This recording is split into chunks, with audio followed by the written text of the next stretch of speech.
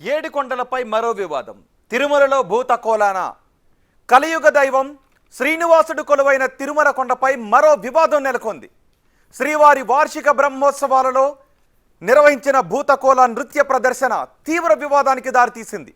పవిత్ర పుణ్యక్షేత్రమైన తిరుమలలో ఇలాంటి ప్రదర్శనలు నిర్వహించడంపై శ్రీవారి భక్తులు, హిందూ సంప్రదాయవాదులు అభ్యంతరాలు వ్యక్తం చేస్తున్నారు.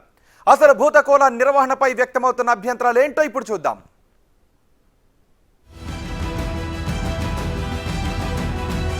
తిరుమలలో శ్రీవారి బ్రహ్మోత్సవాలు వైభవంగా జరుగుతున్నాయి. టీటీడీ అన్ని ఏర్పాటు చేసినప్పటికీ సాంస్కృతిక కార్యక్రమాల్లో భాగంగా నిర్వహించిన భూతకోల జానపద నృత్య ప్రదర్శనపై పెను దుమారం రేగింది. హిందూ సాంప్రదాయంలో ఇది విరుద్ధమని కొందరు ఫైర్ అవుతున్నారు. ఇలాంటి నృత్య ప్రదర్శనల్ని తిరుమల కొండపై ఎలా అనుమతిస్తారని భక్తులు సీరియస్ అవుతున్నారు. భూతకోల అనేది ఆత్మలకు శాంతి చేకూర్చేందుకు చేసే ఓ ఆచారమని, అలాంటి దానిని ఆలయాల్లో తిరుమల లాంటి పుణ్యక్షేత్రంలో ప్రదర్శించడం ఎంతవరకు కరెక్ట్ అంటూ ప్రశ్నిస్తున్నారు శ్రీవారి భక్తులు.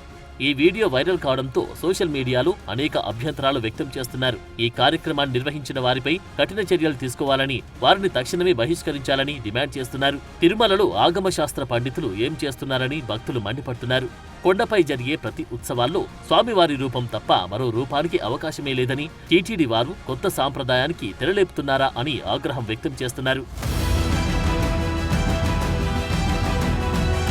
శ్రీ వెంకటేశుని బ్రహ్మోత్సవాల్లో శ్రీవారి సాంప్రదాయాలు, సంస్కృతికి సంబంధించిన ప్రదర్శనలు మాత్రమే నిర్వహించాలి. భూతకోల అనేది కర్ణాటకకు చెందిన ఓ ప్రాంతీయ జానపద కళారూపం. ఇది హిందూ ఆరాధనలో భాగమే అయినప్పటికీ తిరుమలలోని సాంప్రదాయాలకు, ఆధ్యాత్మికతకు సరిపోదని భక్తులు వాదిస్తున్నారు. ఈ ప్రదర్శన ఏర్పాటులో టీటీడీ ఆగమశాస్త్ర నిపుణులు, సాంస్కృతిక విభాగం అవగాహన లోపంతో వ్యవహరించారని, సాంప్రదాయాలకు విరుద్ధంగా వ్యవహరించిన వారిపై చర్యలు తీసుకోవాలని భక్తులు డిమాండ్ చేస్తున్నారు.